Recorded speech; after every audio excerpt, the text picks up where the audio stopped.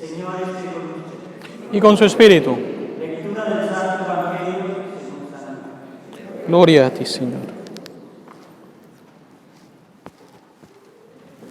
Cuando ya se acercaba el tiempo en que tenía que salir de este mundo, Jesús tomó la firme determinación de emprender el viaje a Jerusalén.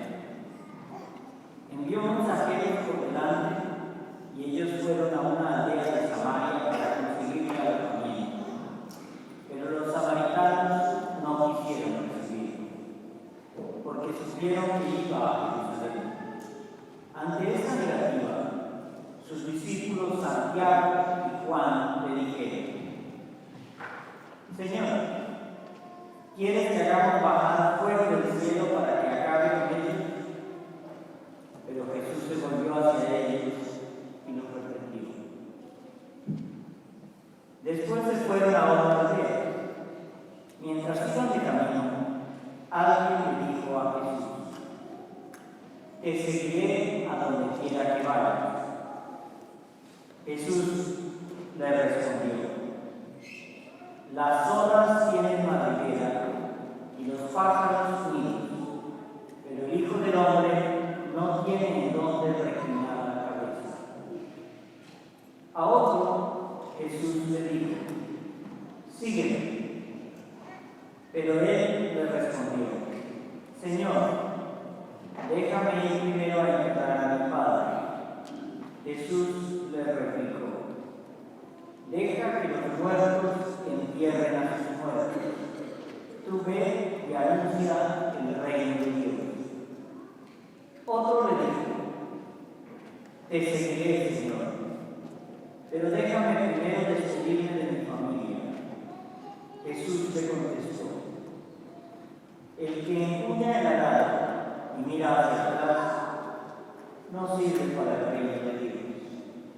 Palabra de Dios. Gloria a ti, Señor Jesús.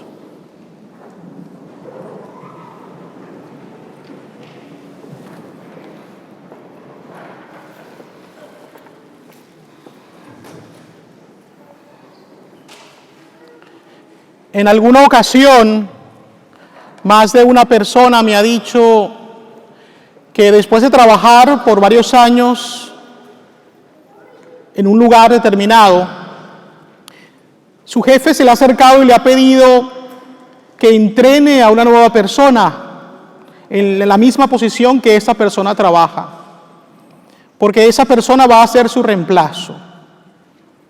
En particular me recuerdo de una señora que me decía: Padre, es humillante para mí que después de que he puesto tanto empeño, tanto amor en lo que hago, ahora se me esté desechando y yo tenga que enseñar por 1 o 2 semanas a la persona que me va a reemplazar. Por supuesto que la culpa no es de la persona que llega y tampoco del jefe, seguramente. Hay decisiones que tienen que tomarse en base a los resultados que se tienen que lograr en la compañía, y tenemos que ser humildes para reconocer cuándo estamos dando la mayor de nuestras capacidades y cuándo no. Y también ver que Dios actúa en medio de estas decisiones humanas y que tal vez lo que hoy pudiera parecer para esa persona algo muy malo puede tornarse en una bendición mayor. Tal vez pueda encontrar un trabajo mejor más adelante. La razón por la cual les digo esto es porque cuando leía la primera lectura me recordaba de este pasaje. Es decir, Elías era un gran profeta. Había cumplido de la manera mejor la voluntad de Dios, su llamado. Pero el Señor le dice: ¿sabes qué? Ahora tengo un reemplazo para ti. Ve y unge a Eliseo, porque él hará la misión que hasta hoy tú estabas haciendo. Y Eliseo, lleno de humildad, cumple con lo que Dios le ha pedido. Elías va, encuentra a Eliseo, le coloca su capa, que era una señal entonces del llamado que Dios le estaba haciendo. Y en ese momento Eliseo le dice: déjame entonces ir a despedirme de mis padres, para luego regresar y asumir el compromiso. Y Elías se lo permite.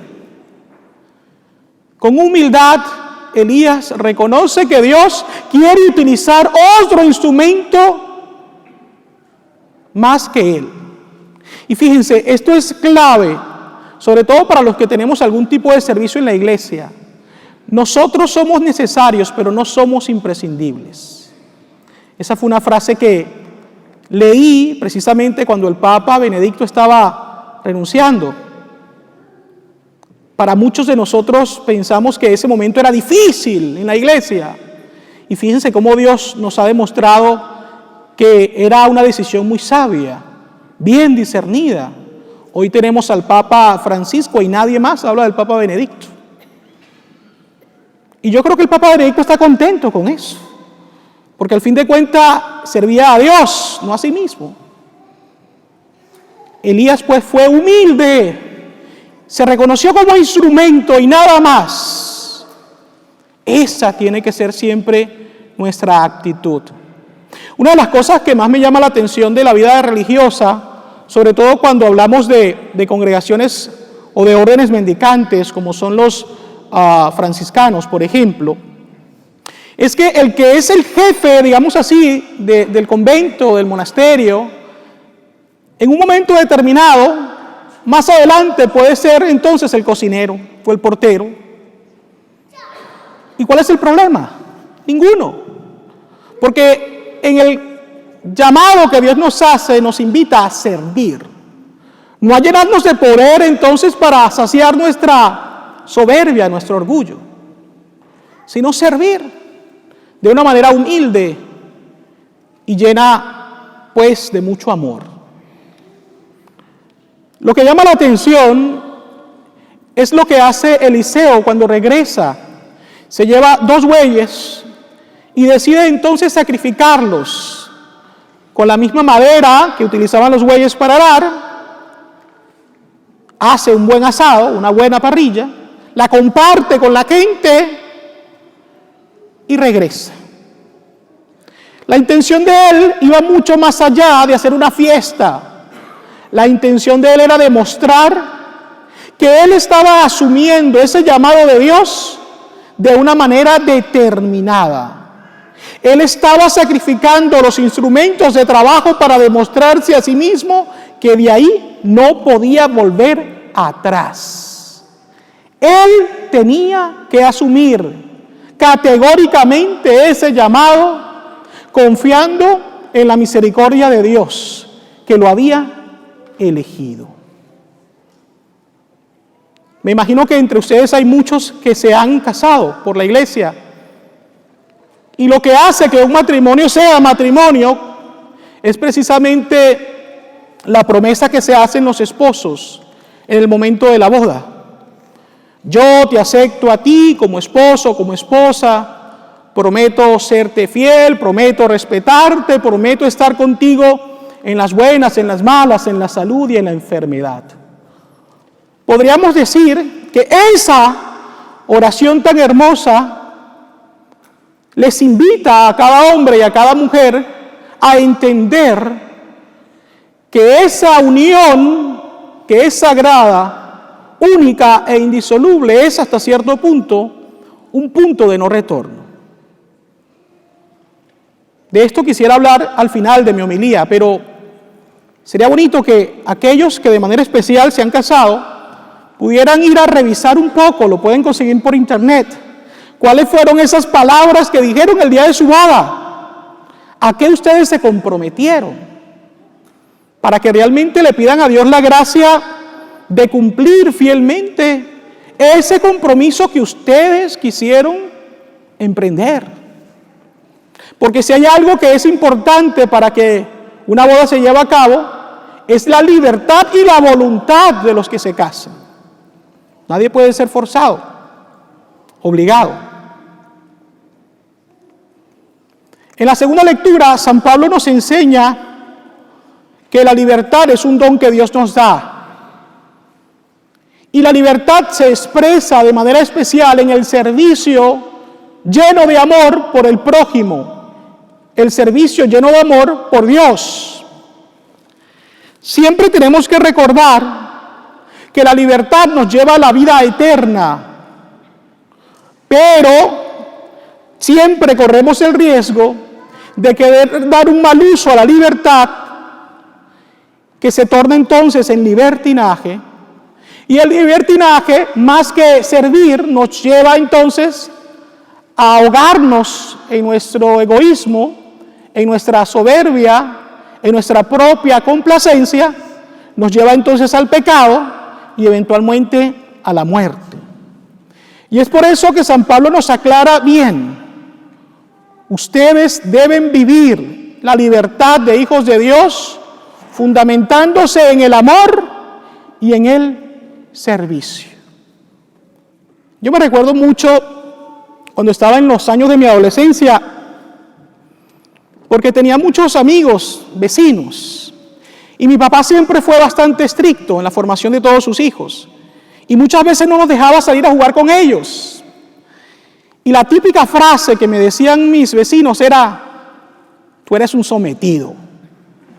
Y no había cosa que a mí me molestara más a los 12, 13 años que me dijeran sometido. Para mí era un insulto muy grande. Y me recuerdo que en ocasiones fui hasta grosero con mis padres porque sentían que ellos me estaban coartando mi libertad. Con el tiempo aprendí que no era así.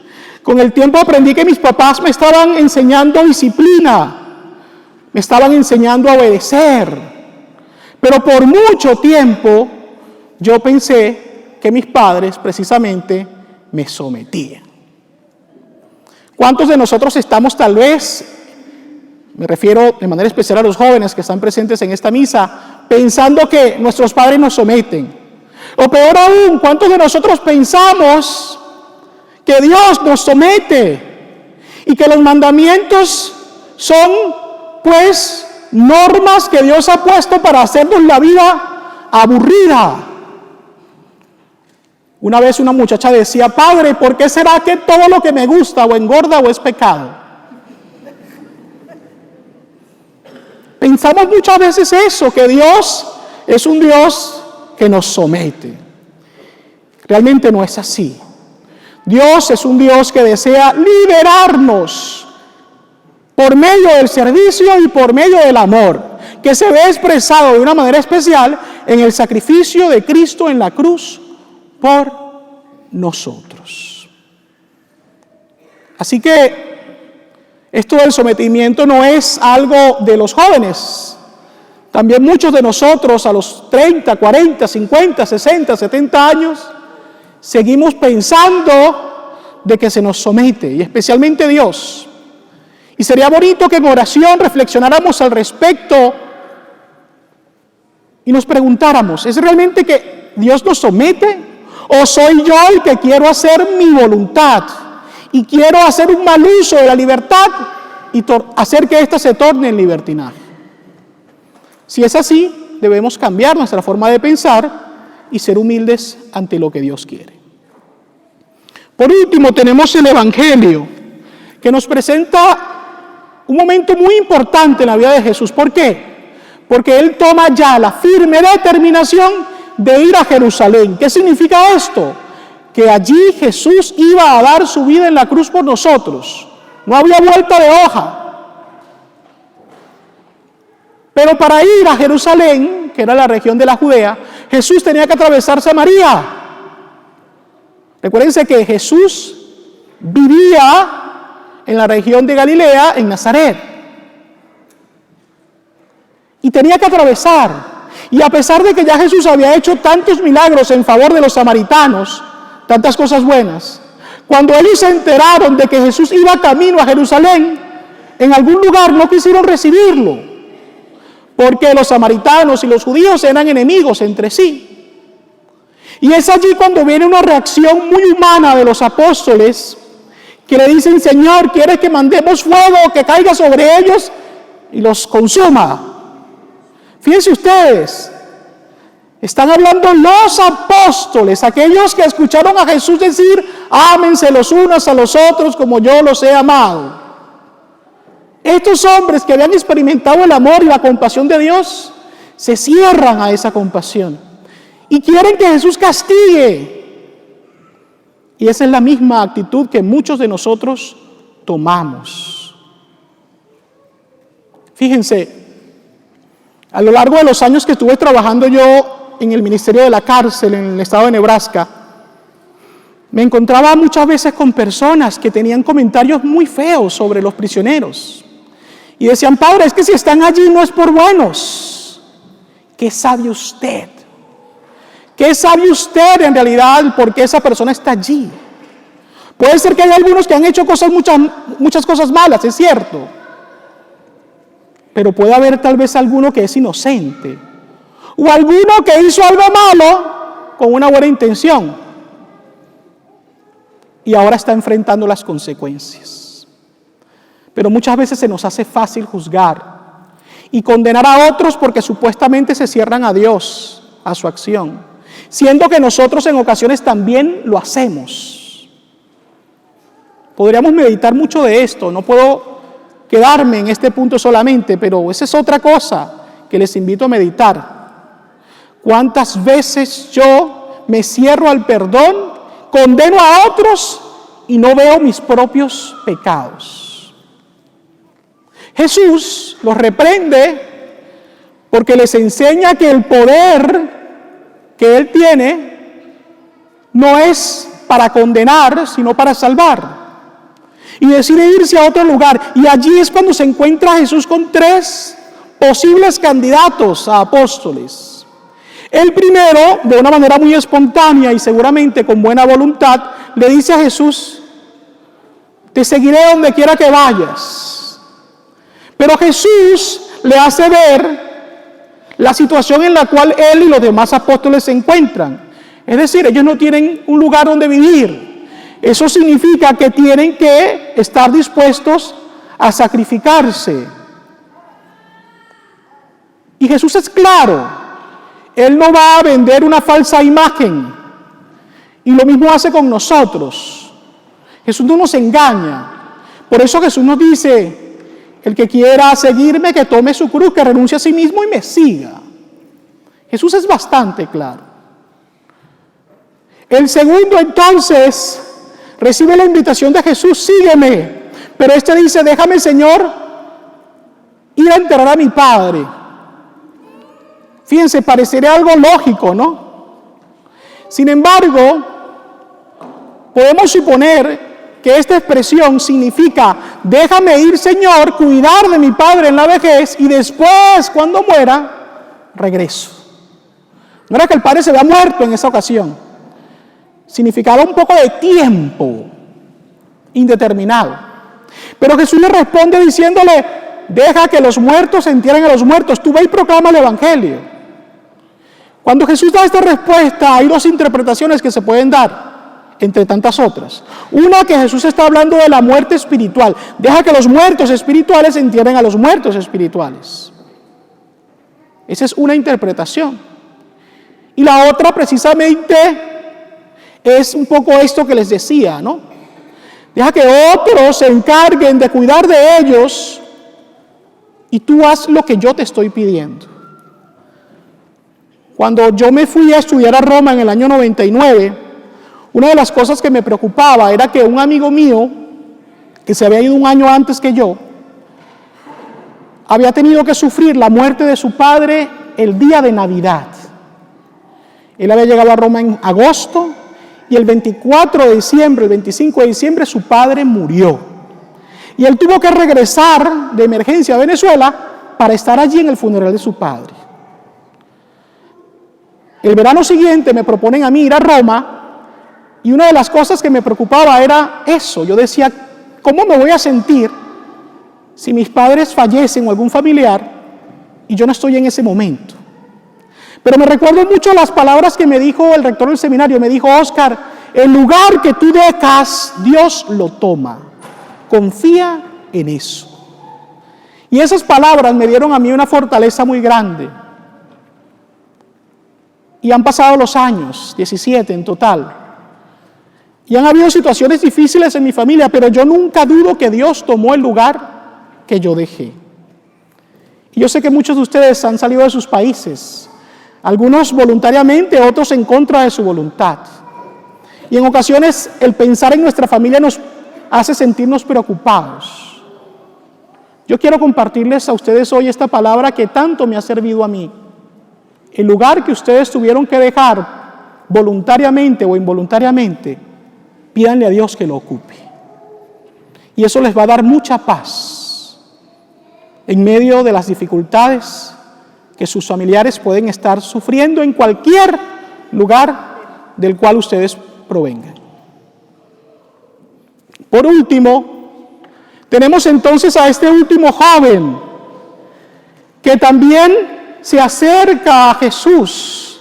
Fíjense ustedes, quiero leer textualmente: te seguiré, Señor, pero déjame primero despedirme de mi familia. Algo muy parecido a lo que hizo Eliseo.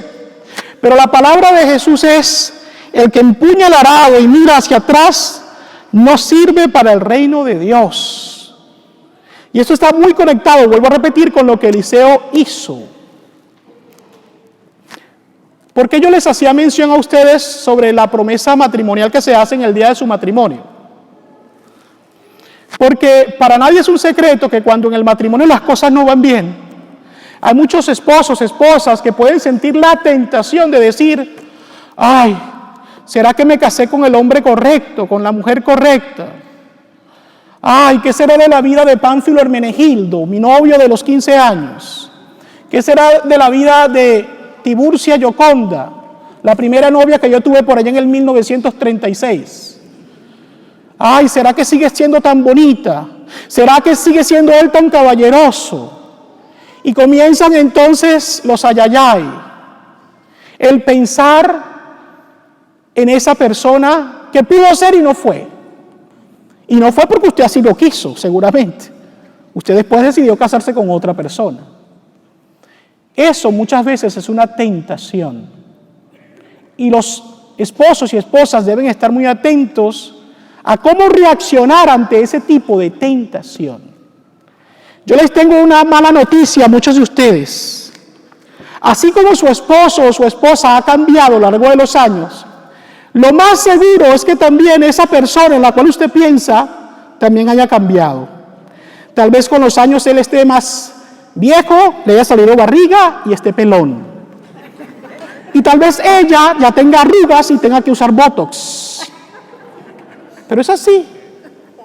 No puede ser siempre la misma persona. Tal vez en su memoria lo es. Pero al igual que su esposo o esposa ha cambiado, esa persona también cambió. Entonces deje de pensar en esa persona. No cambie de esposo, no cambie de esposa, cambie usted de actitud. Cuidado con las redes sociales, ya con esto termino. Cuidado con las redes sociales. Hay más de un matrimonio que se ha metido en problemas porque entonces comienzan a buscar allí el novio o la novia del 1936, como decía hace un rato yo. Y entonces, no, padre, es que nada más nos estábamos comunicando porque somos muy buenos amigos. Cuidado. No busquen lo que no se le haya perdido por allí. Porque el demonio es muy astuto. Y más de un matrimonio se ha roto por un mal uso de las redes sociales también. Cuando vengan estos momentos de dificultad, ore. Y no ore pidiendo a Dios que cambie a su esposa o a su esposo. Ore para que Dios le enseñe a usted el verdadero amor y usted pueda amar de una manera más plena. Si lo hace, le aseguro que su matrimonio será bendecido y también su familia será bendecida. Y usted podrá vivir una vida matrimonial y familiar mucho más feliz junto a Dios. Así sea.